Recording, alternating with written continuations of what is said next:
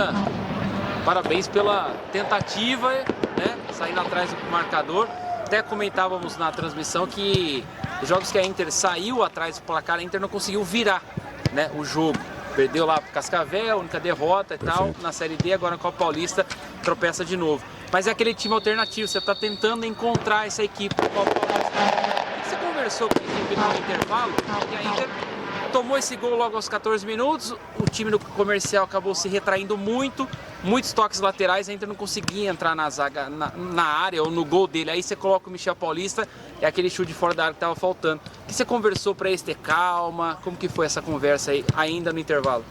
Ali primeiro que eu falei para eles é que se eu fosse fazer troca por rendimento, eu teria que trocar quase todos, porque não porque eles estavam jogando mal, mas eles podiam jogar mais do que eles estavam jogando, né? E foi isso que eu cobrei deles. E que a gente não pode entrar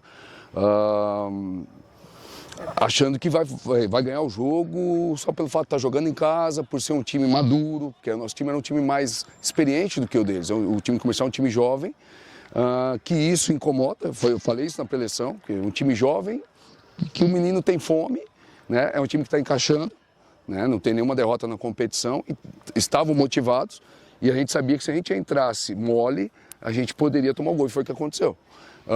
Então, naquele momento, o que eu tive que fazer? Motivá-los, né? Mantive o time, falei para eles, da mesma forma que vocês tomaram o gol, acredito que vocês podem buscar.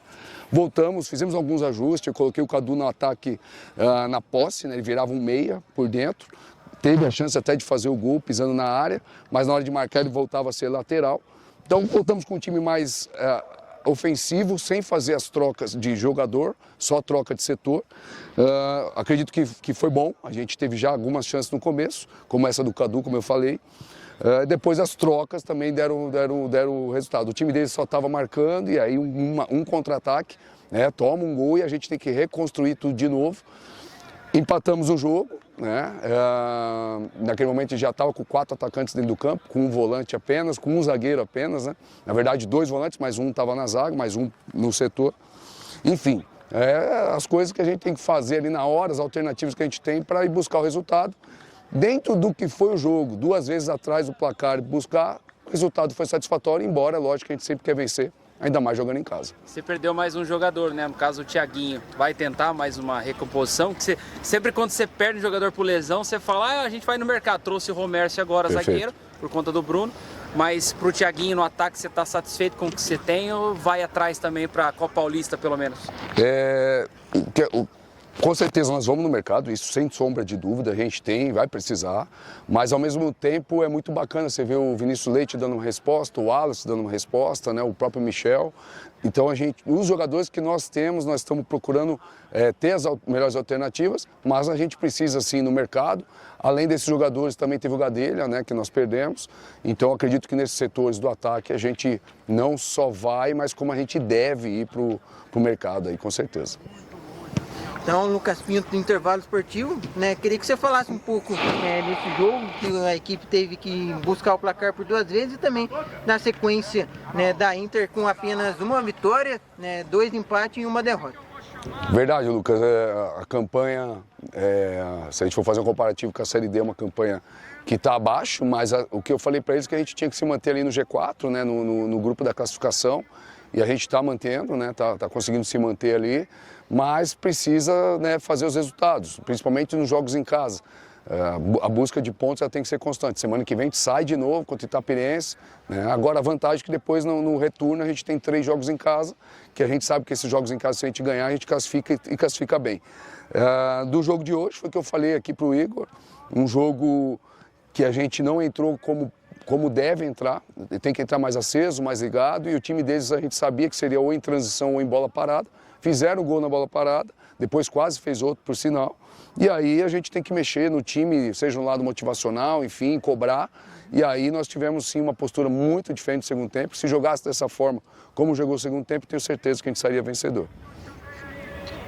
Demir, boa noite. Boa noite. Souza, do Notícias do Esporte. A minha pergunta vai muito em interligação com a Série D. A equipe já classificada naquele campeonato, não começa o pensamento do Fezan para trazer mais peças do time titular agora na Copa Paulista?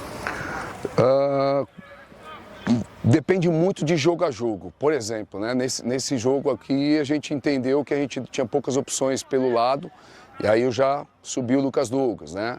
O Bochecha foi muito pela questão da minutagem, que é um critério que a gente tem usado. Como o Bochecha ficou no banco no último jogo, a gente entendia que poderia pôr ele nesse jogo.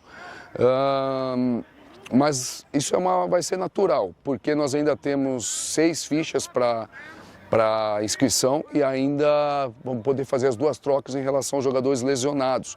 Então a gente coloca aí 8 jogadores que a gente pode ainda inscrever, e se a gente for ver é mais ou menos isso que a gente ainda tem disponível no grupo, né? Fora aqueles que vão chegar. Mas é uma tendência natural a gente ir se reforçando dentro da Copa Paulista também. Mas lembrando, a prioridade nossa é a Série D, nosso objetivo principal é o acesso. A Copa Paulista é um suporte para a Série D e eu acredito que acho que a gente está num caminho muito bom, né, por tudo que está acontecendo.